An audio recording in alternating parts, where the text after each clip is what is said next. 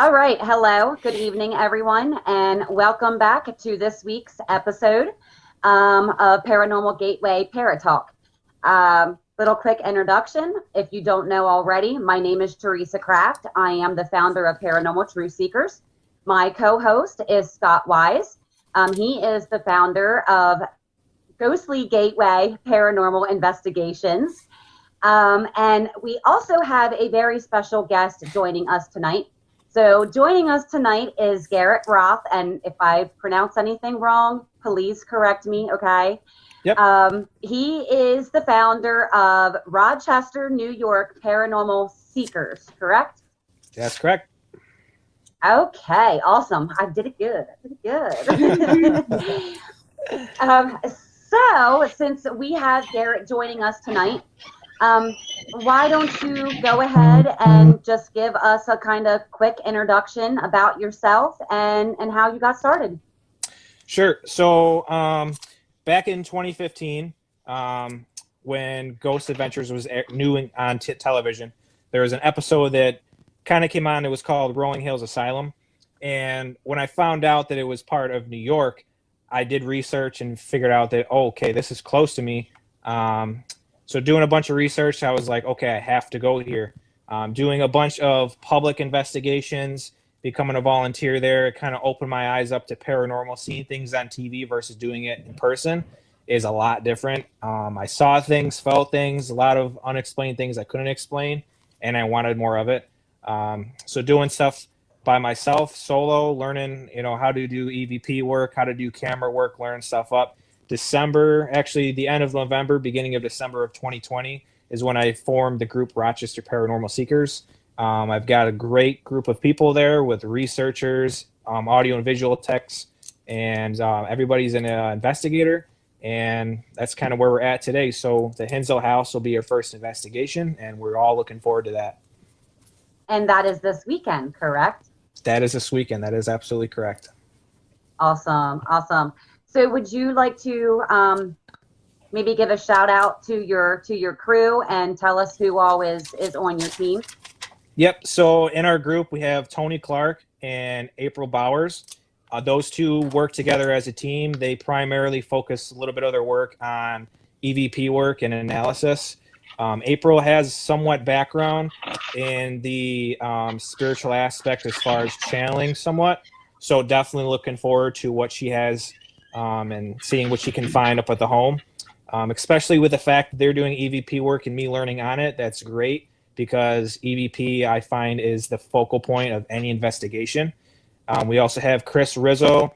He's an audio and visual tech person, so he's good with computers, camera work. So when we set up our nerve center, is where we watch all the cameras live, he can help me with the camera work, doing audio playbacks, kind of editing stuff together. We have Jesse, who's the YouTuber who creates our YouTube page for us. He's uploading all of our content when we get it. So shout out to him because that's big for us. And then we have Melissa, and she's pretty much the go-to person. She leaves no stone unturned for research purposes. So I got to give a big shout out to her because she was awesome giving us all the information about Hinsdale House. And she's just a great person, and I look forward to working with her. And the team we have, like I said, is just a great group of individuals. Everybody has background. Everybody, and this will be our first location together as a team. So we're all going to be learning how each other works, and we're just excited to see what we capture. Right. So And that's really key. Yeah, you have to now, I mean, my team, us, we've been together for a while. Mm-hmm. But getting to know each other and getting to know, how each other operates and functions, especially under what may be sometimes very stressful situations. Yep. If you see someone who is acting out of their regular character, you know to kind of yank them out and get them a breather, get them grounded again in your investigation. So absolutely. Yeah, and that's always a fun process too. It's always a very fun process really getting to know the people that you're going to be investigating with. Absolutely. So good luck on that journey too, because that's a journey all in itself. Yeah, very excited to see what we get this weekend for sure. Awesome. Now, what made you pick Hinsdale for your first one? So, when I formed the group, we were looking at locations that were local. Everybody in the group, we all heard of Rolling Hills Asylum, so we wanted to try to do something different. We know the locations in Rochester, but we wanted to kind of venture out more towards like the Buffalo area where we know that they have asylums, hospitals, things like that. And then Melissa, I'm not sure how it came up or how we found Hinsdale House, but when it came up into the topic of conversation and we all kind of looked at the investigation and seeing what people caught up on YouTube doing research and stuff. And when you just look at the pictures that you find from this home, the home itself just spoke to me. When I saw the first picture, when I saw of the house, I told the team, I said, yep, this is where we have to go for the first investigation, just because it was calling to me. And I believe in that 100%, that if something calls to me like that it's calling to me for a reason. So when I saw Hinsdale House, I was like, okay, Melissa, figure out how we can contact who owns the property.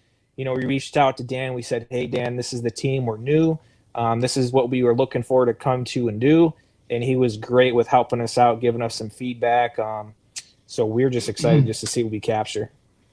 Yeah, you're gonna like investigating with Dan. He, like Absolutely. I was telling you before, he is a very humble, down-to-earth kind of guy, and he's really kind of the guy that like everybody can get along with. You know what I mean?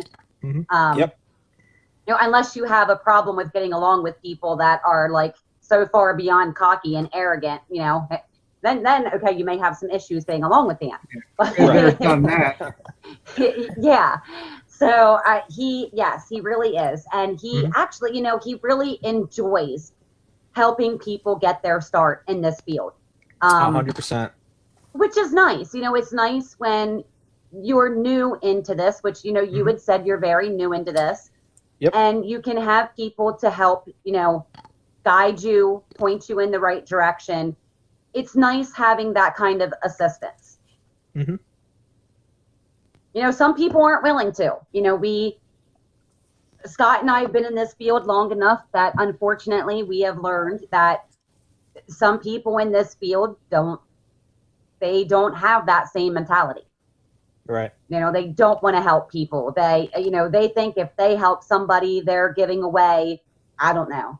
I don't know, because we pretty much all use the same, at least very basic techniques of our research. So, but right. Is what it is, and we just tend not to deal with those kind of people. That's all. And that's why it's good, because when I booked with Dan and Melissa helped me book with Dan, I reached out to him personally and spoke to him on a personal, let him know that, I'm new to everything and this is what I'm trying to do. I formed the team, and he was really nice about, basically saying that he would check his schedule to see if he's available, and said that he got back to me and said, you know what, Garrett, I'd love to help you out in your investigation. And when he said that, it really touched me on an emotional and a good level, because somebody like that shows that they want people to succeed. I can see that from Dan. Right. So anything that he teaches myself, the team, is going to be great. And I'm always learning and wanting to improve. So there's some way better to investigate. If doing EVP work, if he knows something I could do or the team can do, then I'm going to take everything, to heart that he has to offer. That's awesome. That's really awesome. All right, Scott, do you have any questions? You haven't really chimed in much, so. No, I'm glad you're getting into this, because it's really exciting. Me and Teresa have been doing it well over 10 years. Mm-hmm. Yeah. I've always enjoyed it. Like I said, you do have bad seeds, and I experienced it quite a bit in the very first group I started off with. Yeah. And you don't want that. You have people who are responsible, just going to be doing their part, the work, setting up other stuff, and delivering your evidence. Everybody does their own. Yeah, it gets done in a timely fashion. You have to even in your own team, you have to learn to filter out the bad seeds. In my team, right along with Scott's team, we have gone through many different transitions. My team, my officially started up back in, oh, holy hell, 2007. Okay. 2006. 2006. It was right before my oldest son was born. So 2006. Right.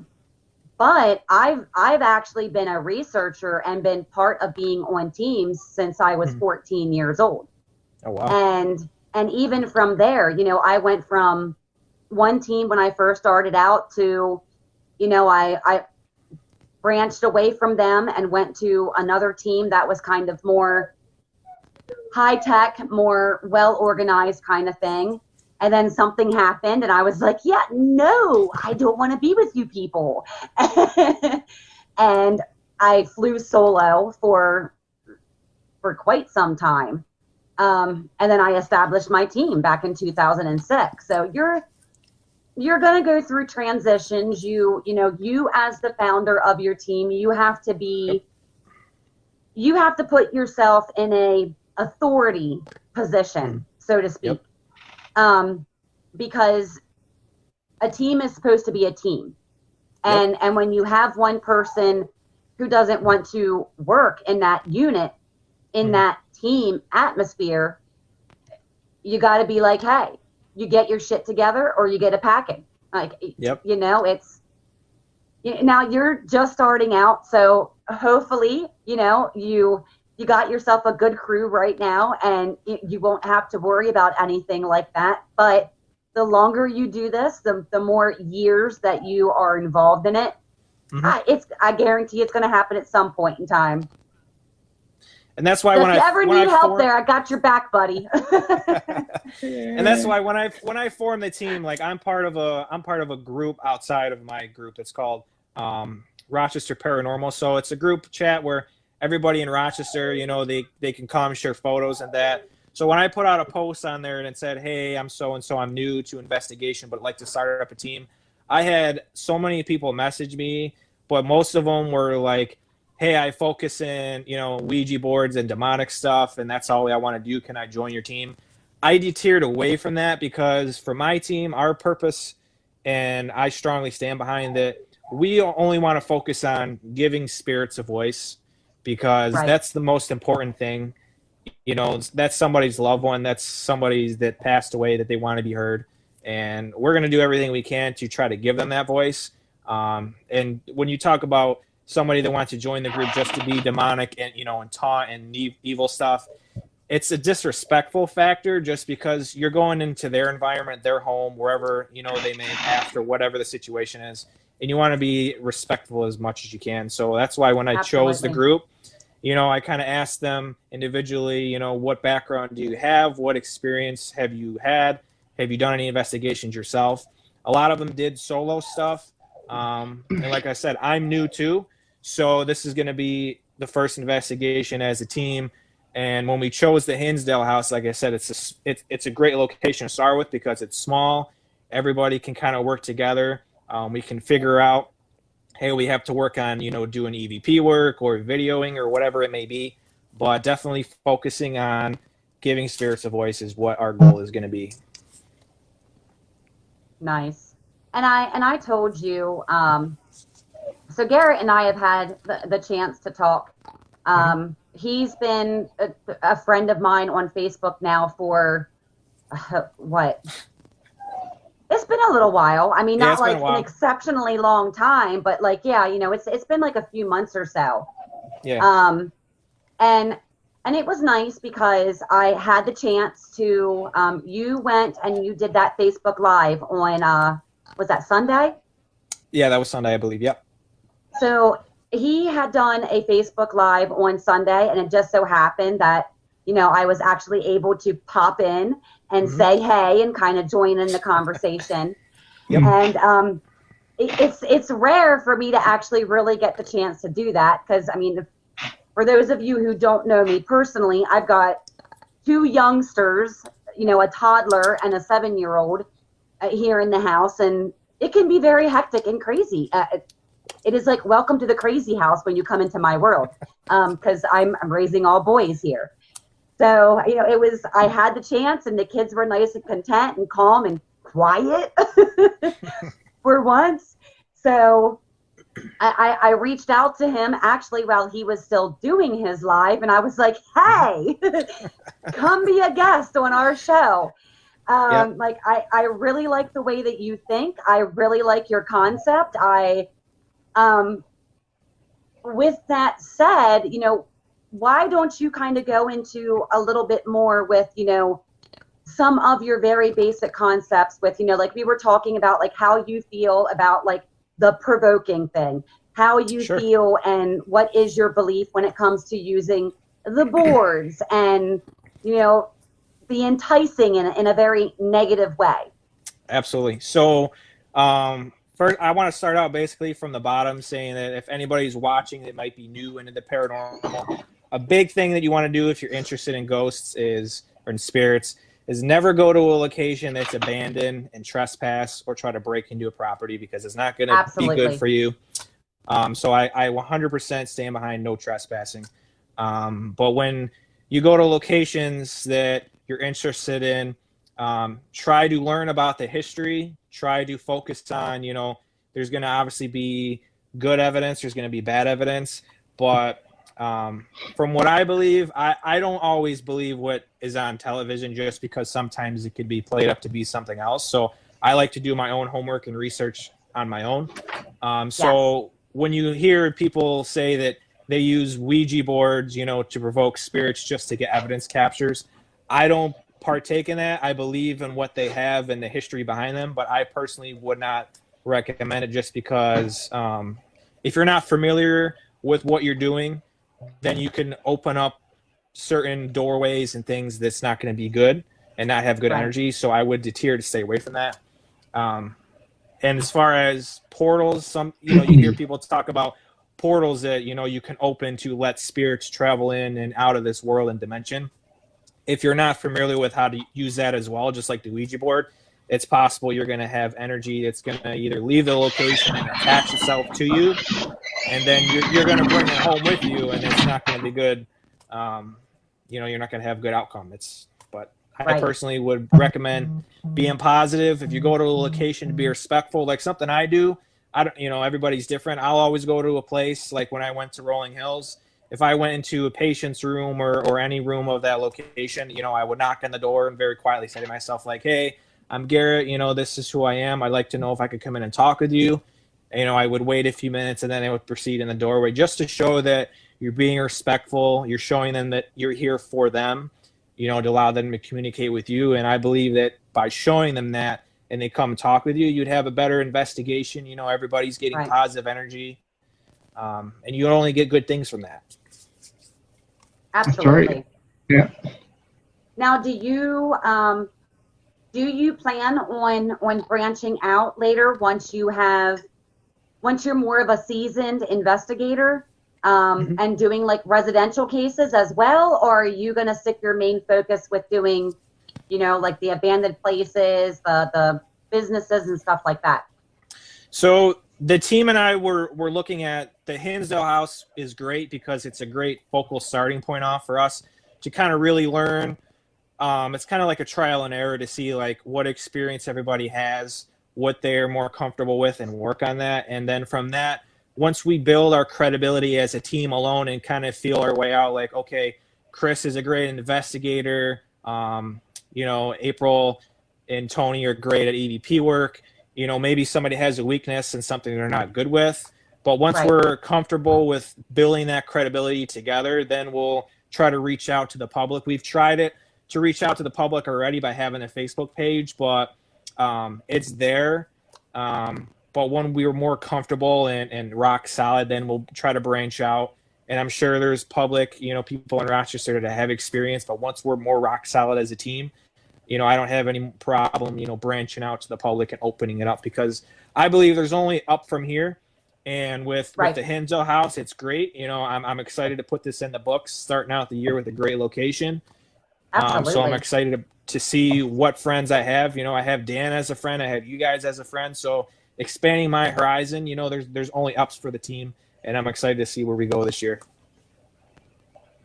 So I don't know if you guys have been really watching the comments, but Melissa did come in earlier and she said, "Hey, boss."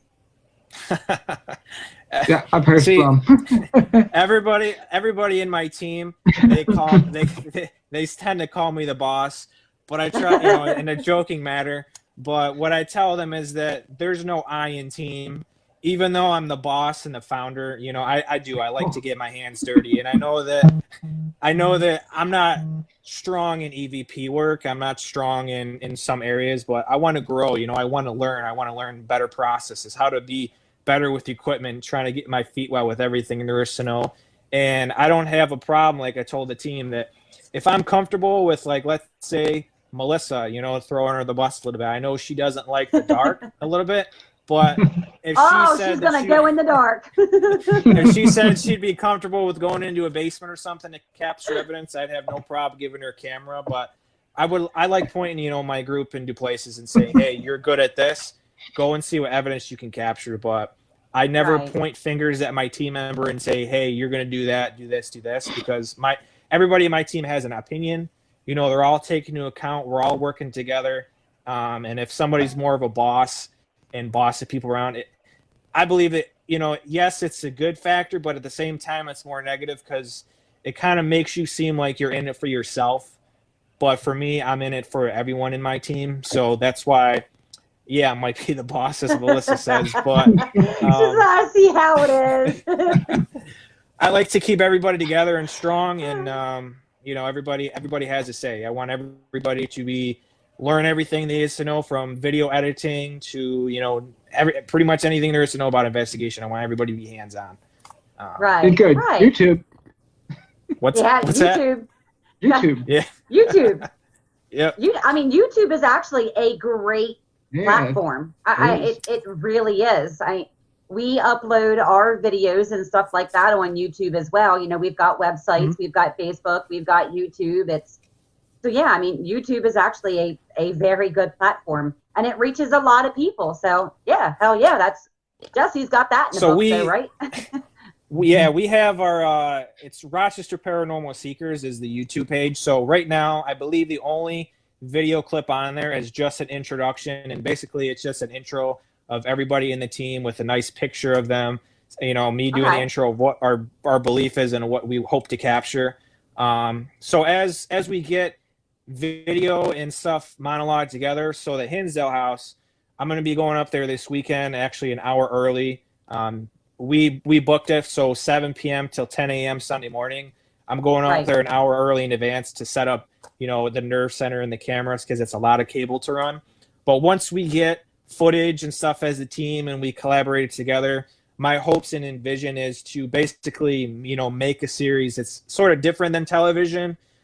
We're not in it for profit. We're in it, you know, to research and, like I said, give spirits a voice. So any evidence we capture, we're always going to share it, you know, with the public. So either posting it on Facebook or at something like that. But once we figure out the layout with Jesse and everybody in the team, when we all take, you know, turns on giving input, I like to see what we come out with, because I have a vision of what I like to see.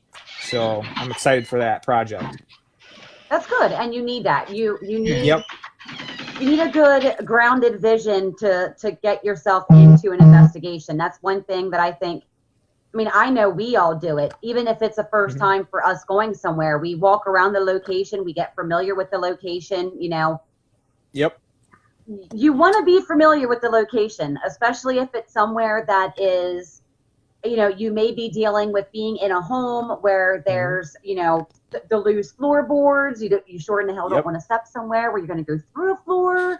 You know, you want to be familiar with your surroundings when you're doing an investigation, for sure. And when you're seeing a few down the road, you guys will blend together more. You know, you know what they do. You're going to say, well, you do that, you do that, you do that. No, you take turns doing that, so you learn. Yes. Yeah, and now, you know, even like kind of like you were saying with like Melissa, how she doesn't really like to be in the dark by herself. You know, one thing that I can honestly say is, and my guys know this about me, I'm claustrophobic. So one of my challenges has been pushing the barrier with myself, is putting myself in that situation to overcome that fear, so that I can become a better investigation. So Melissa, if you are still joining us, you know, don't be afraid to push yourself outside of your comfort zone. Now, I'm not saying put yourself in a dark room until you start crying, but push it, maybe a minute more, a little, each time, to get yourself into a different and more open element of being a researcher. And everybody has their yays and their nays. Like y'all, I hate basements. I don't know why. I hate basements. Okay, I do. Like, I think it's just something from my childhood and my parents' creepy ass dirt basement. Like, I don't know, but I don't like basements. What about the basements they had these old furnaces look like octopus things on them?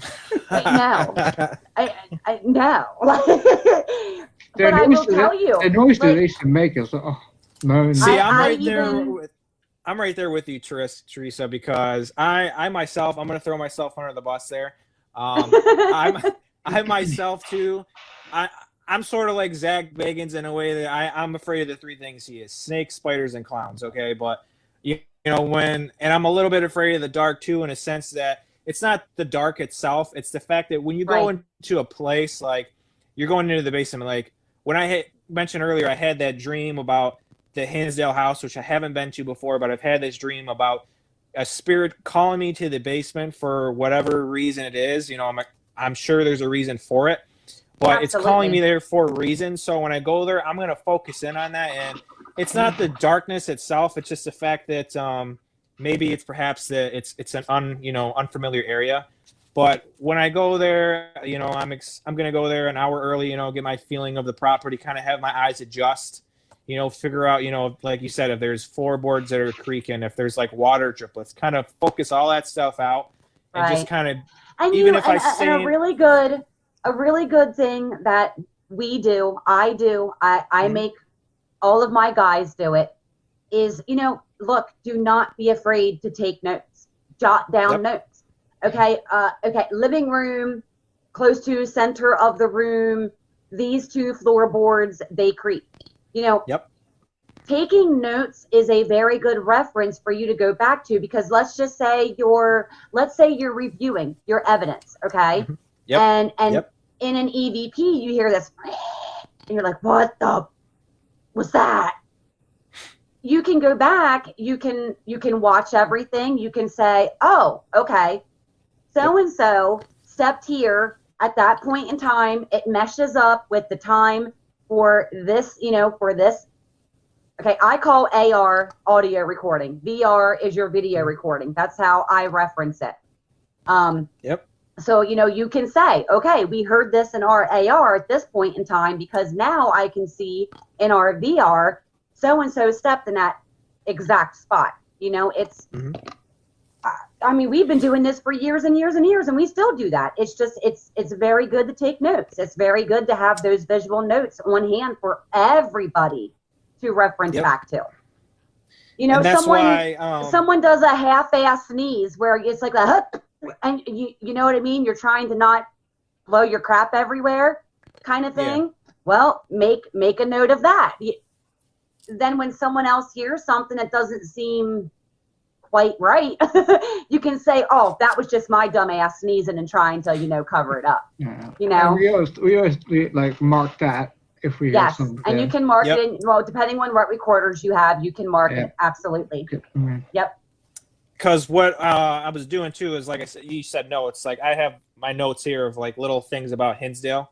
But I'm leaving a notebook by the monitors. I'm planning on putting 4 cameras up, but somebody either will be able to watch them all the time. But if we step away or something and peeking at a screen, like if we miss something or we thought we saw something, just going to note it down, like what camera it was, the timestamp. So when we go back later, we can fast forward it. And like you said, when we do investigations, I'm really big on marking it on the recorder itself. Okay, stepped on a floorboard, that's myself settling in. We're sitting in a chair to kind of debunk everything, give a couple minutes, to silence so everybody settles, and then perform like a recording or a video session or whatever it is that we'll be doing. Right. I have to say, for you being a beginner, a newbie. Yep. I really enjoy your concept. I enjoy listening to you talking about this. I like your approach that you are going into this field with. You know, you're very open-minded, you're very grounded in certain aspects of this. You know, it seems like you have exactly what you need when it comes to getting things started on a really good path. Absolutely. You know, one thing that you and I have talked about a good bit is, you know, Teresa, I want to be credible. I want to be respected. I want to be, you know, and what do I keep telling you? You know, just look, dude, stay true to yourself. Absolutely. You know, be respectful to others and property and, you know, and whatever else you may deal with. And keep your shit together. And you are going to come out just fine in this. I mean, absolutely just fine in this. And you have the right mindset for it. I appreciate that. You know, everybody tells me that I speak highly of myself. And, you know, in the beginning, when everybody asks you what your hobby is, you know, at first I didn't really want to come forward and say, well, I'm a paranormal investigator, because I always thought that if I mentioned that, you know, it'd be a giggle factor. But, and you know, we've talked looking about at this before. Yeah, we have. Looking at it now, you know, I'm glad that I stuck true to myself and kind of branched out, because it's been a dream for me to form a team. And it's, you know, the Facebook page is growing. People are interested now. It's beginning of the year. You know, I'm excited to see where the team goes. And, you know, I can't wait to see what 2021 brings us. New year, new beginnings. Absolutely. And, you know, by branching out, you know, and meeting you guys and meeting Dan, you know, and having friends in the paranormal, it only adds to the factor of credibility, because when we have the name now, you know, and if it gets out there and we share it, you know, evidence we capture, you know, people are familiar with the name, the line of work you do, and that adds to the credibility of the team. Everybody has a helping hand. So, you know, I feel very proud, you know, of the group of people that we have. I think we're going to be a great asset. And I appreciate you, you know, saying that, you know, about me like that, because everybody says so, but I don't take enough credit for it. But, you know, by seeing what you're saying and what Scott's saying, you know, I agree 100%, you know. Well, you ain't got to get cocky. You know? No. I mean, I appreciate what you're saying, because. And you have to. I mean, honestly, you have to, because if you start to underestimate yourself, you're going to go. It's like being on a roller coaster. All right, is the best way I can describe it. You're already on that uphill slope. Okay, if you start underestimating yourself, you're going to come right back down. You're not going to hit that like climax point of it where you're evening out, and then you're coming back down to like your neutral. You know, that's where you're going right now. And I don't think you're cocky or arrogant in the slightest. I really don't. But it is something, honestly, where you have to take the time to pat yourself on the back. Absolutely. Because you are approaching it in a very professional way, and you are approaching it in the mindset in which makes for a very good, not only investigator, but a founder of a team. Respectful, too. Yes, absolutely. Very. Yeah. You know, we're big on respect. You know, Scott and I, the rest of my guys, we're big on respect. And with that also comes respecting yourself for what you have achieved, for where you have started out from, for what you are doing. You want to put yourself on that little bit of kind of like pedestal, because you don't want to start underestimating or undermining yourself, because then you're going to start going back down that hill. You know, you always want to be pushing forward. So, I mean, I think you do an amazing job with that. I really do. And I don't typically ask this. I really don't, because I mean, I'm one of those people where it's like when someone asks me the question, I'm like, you seriously asking a female this? But I can't help but to wonder. So, how old are you? So I'm 26. So I'm pretty young. Everybody in the group is, has years on me. I'll put it respectfully like that. Melissa, I believe Melissa in the group is roughly the same age as myself, but I know being young as a founder, but I stand highly behind myself in my beliefs. So, I speak proudly on what I have and what I want to offer and visions that I hope to see for this year. So, but I'm well spoken for my age, I think. Yeah. What's up? Go ahead. Take your age and double it. That's how what if it makes you feel any better, Garrett, I'm the baby of my whole team. Okay. Sure. I'm the baby too. I'll be 53 this year. But I will be truthfully I'm the honest. baby, but yet I'm the mama of everybody, and we've got Bill, who is the tech guru, and he's the Papa Bear. So wait until you start giving each other nicknames and everything else. I took people's advice a little bit and kind of grew in facial hair because everybody says that I have the baby feature. But facial hair, I mean, I guess it adds to my age because some people say I look 30 and I appreciate it. So we're just going to keep it, have it there. But, I don't mind being young I think you're at a really good age to be doing something like this. Absolutely. Especially to be founding a team. I think you are at a very good age to be doing something like that. For sure. And I thought you were younger. So, I mean, if that makes you feel any better or worse or however, I thought you were younger. So, but I mean, I think you're at a really, especially for maturity wise, to be doing something like this. I think it's a very good age, a very respectable age too. Yeah. Absolutely. You're talking about earlier going in and be respectful of places. Over the last 10 years, we've been very successful at getting evidence. I mean, really, a lot. Mm-hmm. So I think I had a lot to do with it. So. Yeah, I think one of the biggest things, especially for a newbie in your case, is it's getting to know and understand your team members. Yeah. That's key, because once you all know each other on a very personal and very understandable level, you will be amazed at how your own energies together and what that does, what that creates on an investigation. Like Scott and I, when it's just him and I in a certain room, a certain location, can get certain peaks of activity that nobody else will. Bill and I, my techie, him and I, we get all kinds of crazy shit when it's just him and I.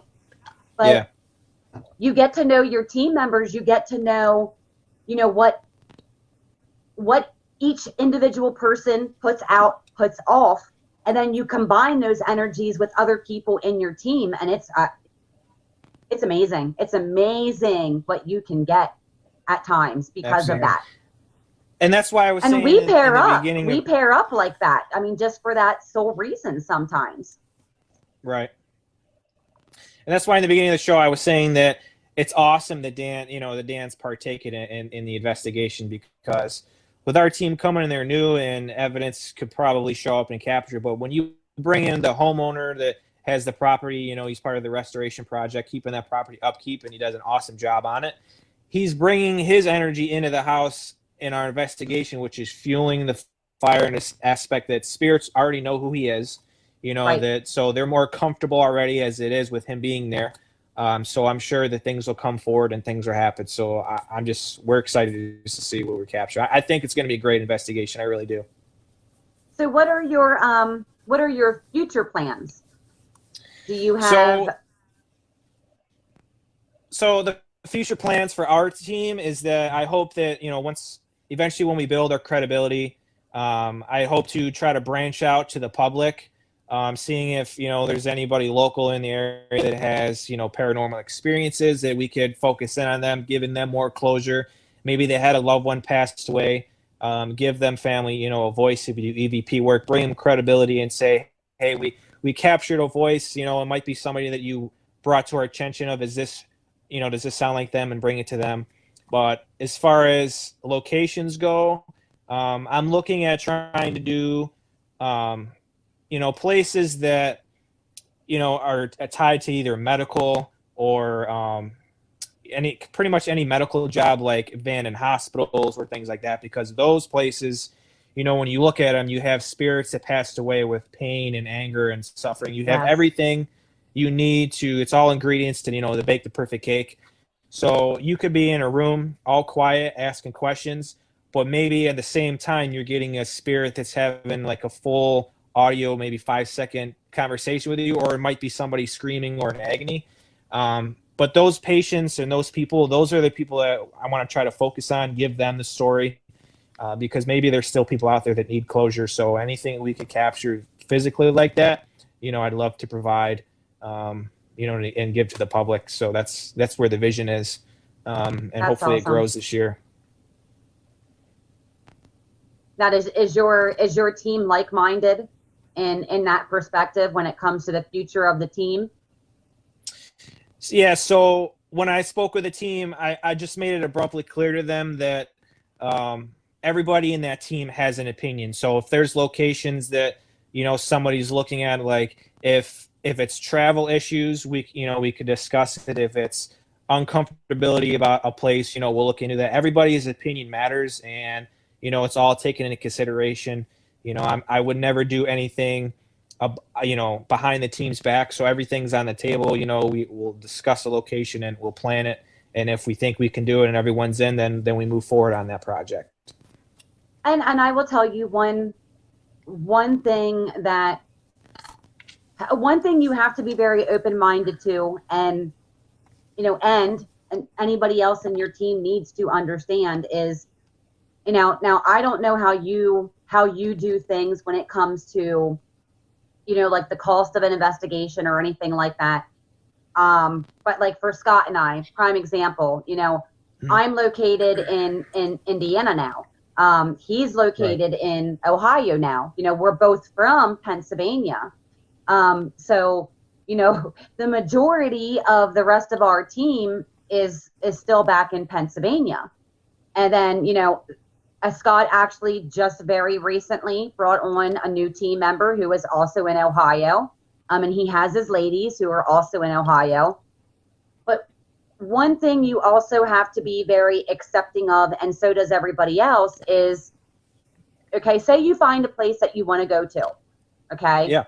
And there's only 3 of you, 4 of you that are like, yeah, I can do it. Like, yeah, I'll pay it. Like, yeah, I'll, kind of whatever. Mm-hmm. You have to be willing to go and it be okay without other team members. If you have members who are like, well, hell yeah, I'm in. Like, I don't care what the cost is. Like we split it up. So we have a place in mind. I'll announce it. Scott will announce it. One of the other members will announce it. Okay, well, let's look into the details. Let's find out how much it costs. And then we divide that by however many people plan on coming to that investigation. Sure. Sometimes it's not gonna work out for certain team members that they can come. And I will tell you, this is something with the workings of, my team previously, where we had issues with that. And I was like, look, it is what it is. Like, you can't come, you can't come. I'm not forcing you to come, obviously, but you can't be pissed off at the rest of the team because they could. Like, right. It don't work that way. And another thing is that usually you're planned out like 6 months ahead. Yeah. We try to. It's plenty of time. Yeah, we try to. At least 3. Like, there's a place that we're all looking at right now. So after this location, Melissa and I tonight were tossing ideas back and forth about doing a spring or summer investigation to give time, to relapse, to look at the cost, the money, the travel. And one of the places that we looked at that would be awesome to go to is Pennhurst. And Pennhurst, it is a bit of a drive. I think it's close to probably you, right, Teresa?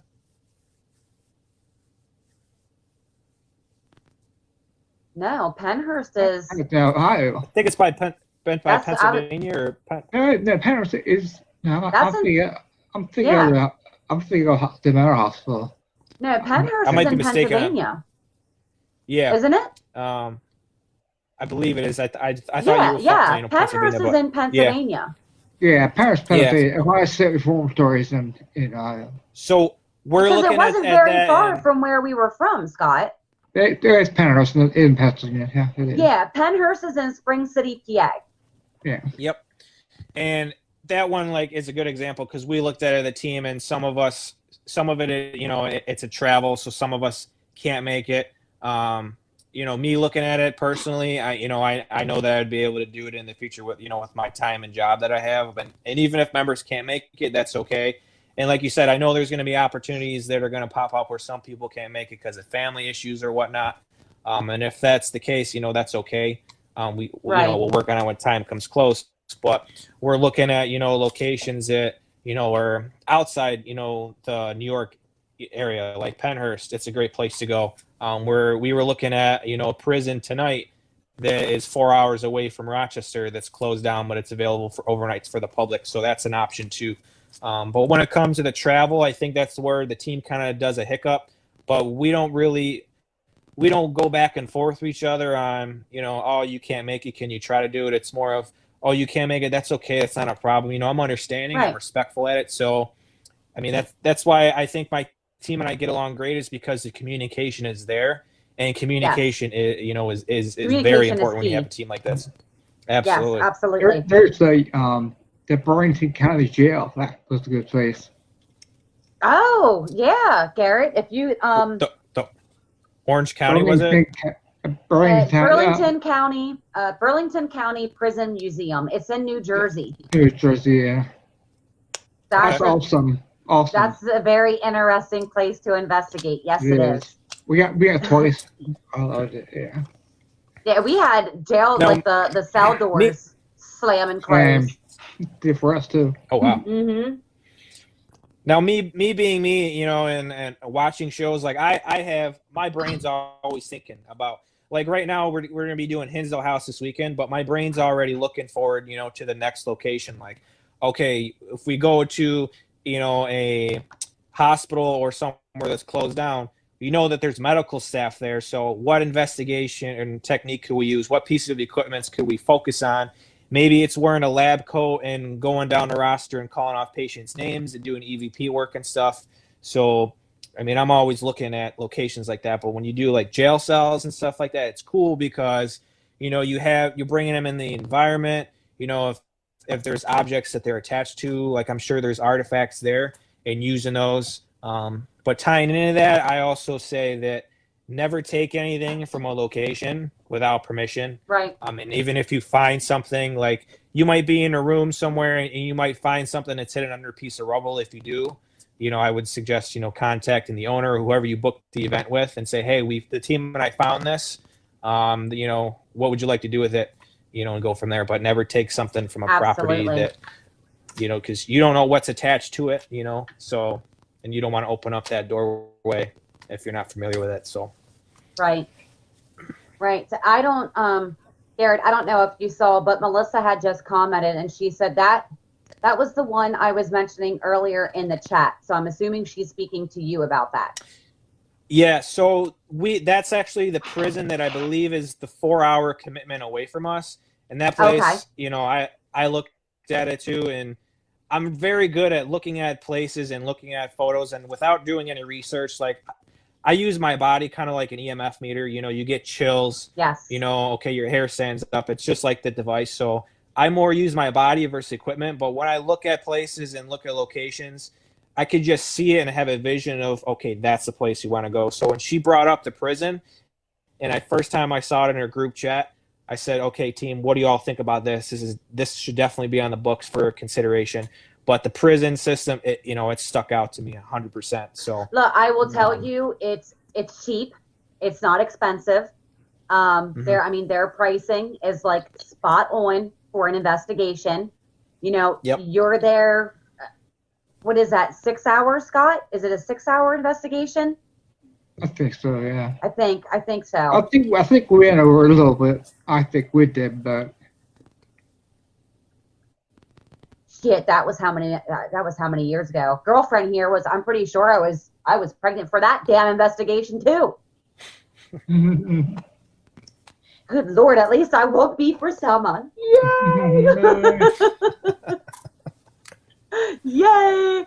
Yeah. It seems like some of our pretty big investigations that we've gone on, like the first time we did Hinsdale, I was pregnant. Yep. One of the times that we went and we did Selma, where it was a bigger, group of us, I was pregnant. Like it's odd because my kids are very spaced out too. Like I've got a 13-year-old, a 7-year-old, and a 3-year-old. So, but yeah, no, we ain't got to worry about this that time. Ain't got to worry about it this time. So one of the things I brought up with the team is that when we were looking at future locations that are bigger, like when you talk about Pennhurst and then you talk about the jail cells, they're bigger locations. And, Yes. when I'm looking at it as far as by setting up cameras that are monitored and they're recording, but it's more so, even though it's a bigger location, there's a lot of ground to cover. So as time progresses and we work with a team, we can feel what each other's more comfortable with. Like, okay, Melissa, she's comfortable with going down hallways by herself, or Chris is comfortable, with watching the cameras at all times and radio us and saying, hey, there's activity going on in so-and-so's room. So it all comes down to the bigger location just by planning it better. So when we get there, whether it be branching off and doing individual things or working as a team and going room by room, it kind of just comes down to working together to really figure out everybody's techniques and feel the flow of things. And something else you're going to notice, over time is, now with myself and my guys, like none of us scare easily at all. I mean, none of us do. But you're going to go in to that one very specific location at some point in time. And like you were saying about how your body is literally the best tool that you could have to use, Absolutely. And I will tell you, Hinsdale was the first place that it had done that to me, where, I mean, I have not experienced that feeling in years. And I'm just like, okay, I don't feel right now. I've got like vertigo going on right now. I'm dizzy. Like I'm hearing like 1,000 different freaking voices at like one time. And two of the people that were with me, well, it was just one on one side, one on the other side. And they're like, we got you, Teresa. Let's go outside. Let's get some fresh air. Yep. Let's get. So, I mean, you could be at this for years, but you go to that one location or just that. Even just one very specific location in a location that you're at. And it's you get that vibe. You get that like, oh damn, okay, like something is me and so and so are not mixing well together here right now. Like let me go get grounded and then, I'll come back and we'll chat kind of like thing. It's nice once you have been able to establish that connection with everybody within your team, because it's, typically, for like me and Scott, or I'm very well protected by my guys because I'm the only female. So, they all know me very well enough now that they can take just one look at me and be like, something ain't right with homegirl. Like, and it's nice because once you establish that relationship with, all of your team members and you guys all have that connection, especially a place like a prison or an asylum where, there's just erraticness, there's craziness, there's, going on in the environment of a place like that. It is so nice to have the trust and the protection of your crew, of your gang, that, you know, and eventually you all will get there, where you can just look at each other and be like, okay, we got to get so and so out of this for a little bit, you know, kind of thing, and then come back at it again.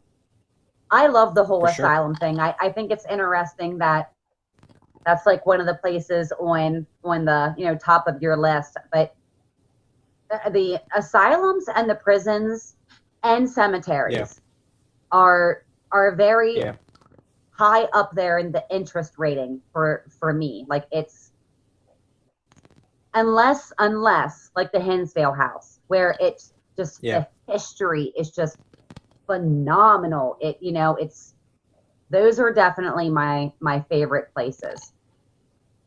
And that's the thing too that I'm excited for the Hinsdale house, is by doing, you know, the research with Melissa and the team, and, you know, going to definitely be talking to Dan himself and the people that help out with the home, and asking them questions like, what experiences have you had directly?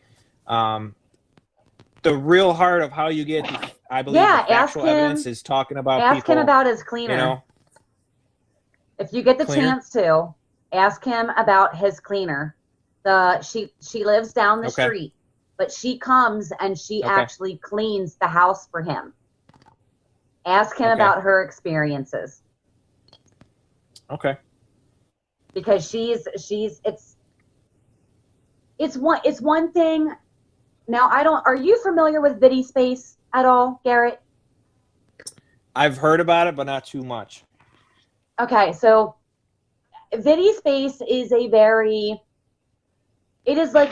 raw footage. It's, you know, Dan does a lot of uploads with his, you know, his ghost finders about the Hinsdale house. He does a lot of uploads on Vidi Space. Nick Groff is another one where he does, I mean, oh wow. I mean, Groff, he now has, what, Scott, like 3 different, he has Death Walkers. He has the, I'm pretty sure there's like 2 other ones, but Death Walkers has been like his more recent series that he's been doing. Now it's like a paid, you know, you pay like monthly for it, kind of like thing. But one of our, well, 2 of our past episodes were actually speaking about paranormal shows that are on television. And for anybody who is in this field and really wants to see a very raw perspective of what it's really like to investigate some of these places, I highly recommend Vidi Space. You can find Dan on there. You can find Nick on there. You can find Megan on there. You can find Rob Thomas on there. You can find all of those guys on there. And it's nice because some of the places that we've talked about doing, you know, Dan's already beat us to the damn, you know, to the finish line on like getting there. So it's very nice because then you get to see someone that you know in their very humbling perspective, mentality, in a place like that, and what happens. You know, there's not all of this overratedness kind of bullcrap because it's on television and they have to get ratings. Like it's raw, it's true, it's honest. It, you know, if you have to check it out, and it's not expensive. It's not expensive. What is it now, Scott? It's like what, $6 a month? I've got a deal on it though. Yeah, I know. Smear it on in there, buddy. I'll pay $3. Yeah. Like I said, smear it on in there, Scott. But yeah, if you are someone who really enjoys following Dan and his team and what he does, I highly recommend that Vidi Space.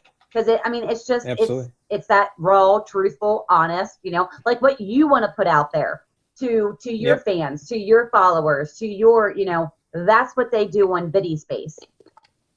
So And that's kind of the highly goal recommend. that I want to go towards is, keeping it real, keeping it positive, just keeping it down to earth as much as possible and showing like what it's really like in the eyes of an investigator, and Right. that's kind of the goal that I hope the team takes off this year with.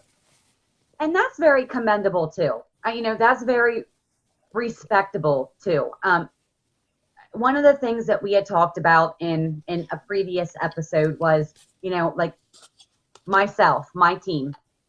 I had Travel Channel and A&E reach out to me. And, once I got talking to a producer and I found out that, they had all rights to our footage then, and they could edit it however they wanted to and do with it whatever they wanted to, I was like, nope. Don't get me wrong, that'd be an awesome opportunity. Yeah. But like like Scott, my co-host, like the rest of my team, the rest of Scott's team, we want to put out the realness behind investigating. Absolutely. It's not all rainbows, butterflies, and freaking glitter. You're not going to have something absolutely astounding happen at each and every single investigation you go on. I mean, I would rather put out a half an hour mesh up on YouTube of different investigations where we got hits, where we got evidence, proof, whatever you want to call it, versus being on a TV show for a half an hour or an hour and it just be completely fabricated. You know? Now, would you, let's just say 5 years down the road. Yep. If a producer of one of these paranormal shows had reached out to you, do you think that is something that would entice you enough to do? What are your thoughts on that? So when I watch television, and from going to certain locations, I know that there's truth that the producers have to, falsify in the show. They build stuff up to get the viewers in, and I want my story, the team story, to be heard, properly the right way with, no editing. Like what you see is from us is how you get like down to earth 100%. If somebody approached me and said, we'll do this for you, but there's a lot of red tape that we're going to put over you, I would deter them away from that. Like I wouldn't accept the offer because I have a dream, and my dream is to capture voices, have people's voices be heard, in the real moment, how it is, how it's seen, whether it be, it basically like wearing, a body cam, we're in a dark place, we're getting evidence, it's not all, the creepy music to draw you in, this is real. And that's how my vision is. And if a producer came to me and said, we love what you do now, we want to pursue that, then I would take them up on that. But I would turn anybody down that would say, hey, we like what you do, but we're going to twist it and kind of do our spin. I would just say no to them. That's awesome. That's what we like to hear. But no, I mean, honestly, right, Scott? I mean, it is what we like to hear with other teams that we follow, we watch, we, support kind of thing. We want them to be as authentic and real as possible and not kind of fall into this. You're not going to fall into it for the fame because you're willing to bullshit what you have, what you get, so yeah, I mean, we like to hear that. And I told the team in the beginning, with my vision and stuff, that some teams, do it for, investment and money wise. And I'm not in it for, the fame or the money. I'm in it for the research and to give people voices. And if any revenue, if we ever had any, would be put back into the team, for equipment or for something, to better our experiences, maybe used for travel. But as far as, doing this just for fame and like an hour spot on TV. That's not what I'm in it for. I'm in it, to give people closure, to to have people be heard, and that's the dream that I want. And the team, they're very respectful, of that, and they agreed 100%, not being in it for money and fame. Right. And that's what I stand cool. true behind. So that's why I formed what I have. That's awesome. That's absolutely awesome. Cool. So we've hit our 1 hour mark, you guys. We're actually about 5 minutes above that. But that does not mean that we have to end it by all means. Garrett, if there is more that you would like to share, if there's more that you think we haven't touched it yet, and you would like to talk about it, I mean, by all means, we can completely leave the floor open to you, and you can share it on out there. And Yeah, sure. Just real quick. So for this weekend, because we were just touching base about what I want to see in my vision, is that this weekend I'm going to try my best, to live stream in the moment of, the home, and this is the Hinsdale house. This is what it looks like, and just use my phone and kind of go around. And if we're doing an investigation or doing a spirit box session, setting the phone up on the tripod, seeing all the team, and really in the moment of this is what we do. It's not edited out anyway. It's in the moment, because maybe if somebody that's watching the stream, they might hear something, they might see something that we don't. Oh yeah. So absolutely. That's an idea that I have, and I just try. And that will be to cover all broadcasted bases. on your Facebook page, correct? Yep, on the On the team's Rochester Facebook Paranormal. page.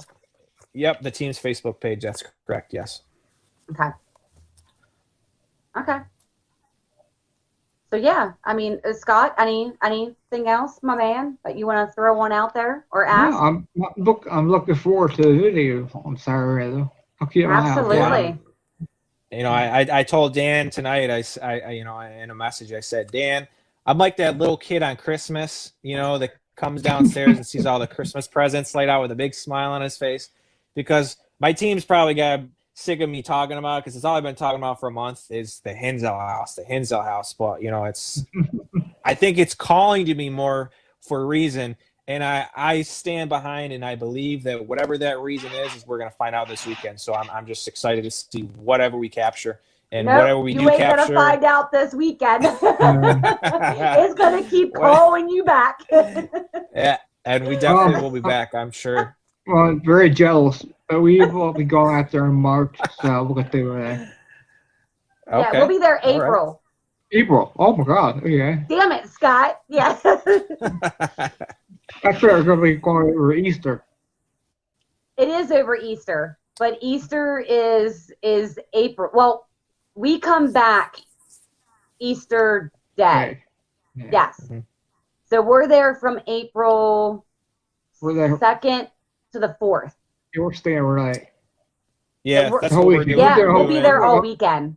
Yeah, weekend. We're doing the Saturday 7 p.m. until Sunday morning 10 a.m. So you're doing just an overnighter. Yeah, the team and I are trying. We try to stick. Which is what we did the because it's more first time. flexible. That's what we did the first time. Yeah, and I mean, talk to my friends outside. It takes planning. What are you doing this weekend? The last minute. I say, I'm going to this haunted location. To paranormal, explore and capture evidence, and they just say, "What did you just say?" But I stand behind what I am and support. So yeah, I got a lot too, but well, and you have to. It's something you love. I love doing it, and apparently you do too. So it's all matters. And we are at a point in time in society now where it is definitely more acceptable. It's more acceptable. Mm-hmm. It's more understandable. It's more knowledgeable. You know what I mean? 10 years ago, you said, "Oh yeah, I'm a paranormal researcher." People were still like, "Ah," you know what I mean? It's not like that anymore. It's the paranormal community in itself has grown so much in just the last 10 years, 5 years, 10 years, Yeah. More people are becoming more open-minded. I think anybody after dealing with 2020 should be a whole lot more open-minded Yep. in the future. But, you know, we have definitely seen this community go from kind of being something that was like, you know, oh my God, if you do this, like you're calling the devil, you're kind of like thing. To Demon. Demon, yes, everything's a damn demon. It's which is part of the reason I don't like watching certain TV shows. But like, it's more acceptable. It is more widely acceptable in our society now, and the best part about that is the more we go into this, the further we go into this, the more acceptable, the more people we are going to find out there in society who are more open-minded to this and not so, you know, closed-minded about it. Mm-hmm. Absolutely. So you actually came into this, Garrett, and honestly, just like the right time. Seriously, you know, like you didn't have to deal with all the, you know, the bullshit we did umpteen years ago. the naysayers. The naysayers, yes. I mean, even especially now, even if the naysayers are naysayers, they will still watch it for the entertainment. Mm-hmm. Yep. You know, it wasn't like that 15 years ago. It wasn't like that. You know, it was not like that at all. So, I mean, for you, and as we like to call a virgin investigator, you know, like he's willing to deep dive in there and get that cherry popped, like kind of thing, and move forward, which is amazing. You know, you're not stalling at all. You're pressing forward, and that alone also is commendable. Like, you're on the right path and you're doing good things, and you have a very good mindset in this. So I can't wait. I cannot wait to see where you and your team end up going, and the investigations that you get under your belt. And it's going to be awesome to be able to sit back and watch you guys. I'm pretty excited for it. And I mean, like I told my team, like I'm more of a person, like I'll go into the property and feel it around first. And the only piece of equipment that I find credible, like, I'll still use millimeters and EDIs and everything else, but your body is the best piece of equipment you can get, because, you know, your hair stands up, the goosebumps effect. You know, I've had it where I feel somebody standing behind me, or I'll hear footsteps and come up behind me, and then there's just like that presence you feel. I listen to my body, I feel things out. And I keep myself open, but I also keep myself up on guard not to open myself up to anything negative that could attach it to me. Because then if something's attached to you, it's hard to shake it loose. But you know, I'll go to extremes to, you know, to capture evidence if needed, but I won't cross that line to that other side barrier. So right. Yeah, which is very respectful. Absolutely. Mm-hmm. So I think we're going to go ahead and wrap up tonight's episode. You guys, Garrett, we always stay in the back kind of room together for a few minutes afterwards.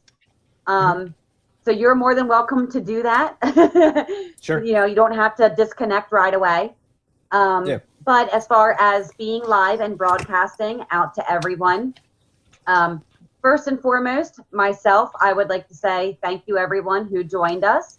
And we hope that you enjoyed and liked tonight's episode. And we look forward to next week's episode as well. Hopefully, Garrett will come back and join us again and keep us very up to date with his journey in the paranormal community and with his team.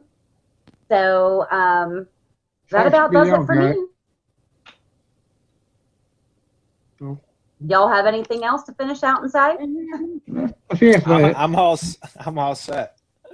Garrett's like, I'm good. Scott's like, yep, she got it. One day closer to Saturday, so I saw something. Exactly. Yes, absolutely. Yep. And yes, guys, if you are watching, please go and follow Garrett's Facebook page. You want to just go ahead and give that a shout out one more time, Garrett, before we go? Yep. So it's Rochester NY Paranormal Seekers is the Facebook page. And if anyone has a hard time, I'll put the link on your page as well, so everybody can go click it and link it to there. I think I had any comments too already. Yeah, I was gonna say, and it should be in the comments for this live too, but just in case. Yeah, absolutely. You know, I will give him a shout out on my page as well. That way everyone can find him. And just keep in mind, guys, Paranormal True Seekers, my team, and Scott's team, Ghostly Gateway Paranormal Investigations, we will be at Selma Mansion in Norristown, PA this weekend on the 9th. And Garrett and his team will be at the infamous Pin Sale House this Saturday, January 9th. So keep an eye out for those and for lives and broadcasts of those investigations. And again, we thank you for joining us. Have a good night, y'all. Good night. Bye.